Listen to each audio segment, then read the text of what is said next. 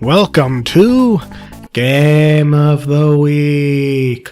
This week's game is Mega Bomberman on the Sega Mega Drive Genesis. Play this game. So, why should you play this game over all the other Bombermans out there? Simple, this one has Mega in front of it and not Super. Who needs Super in their lives when you can have Mega in your life? So basically, in this game, you are Bomberman. Who would have thunk it?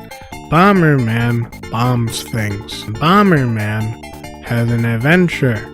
He goes out and restores the world by collecting shard fragments, which puts the world back together after he collects all the shard fragments. Wowee. And he has to traverse through several difficult obstacles in order to accomplish that. And by obstacles, I mean randomly generated stages and enemies who find their ways to kill you in every way imaginable. And let's not forget bosses. Some of the bosses are really hard, while others are extraordinarily easy. I don't know why some of the bosses earlier in the game are harder than ones later in the game. It makes no sense, but don't worry, if you die during any time of this very difficult game, the game will be generous. After all, there is no life system. You have infinite continues, so don't worry. If you have 75 hours to waste, you won't have to worry about restarting the game ever. Just continue on and on and on, or use a password if you don't have time. Passwords are nice. And after you restore the Earth, then you have to go fight the big bad on a comet in outer space. Sounds like all the other games I've reviewed so far, hasn't it?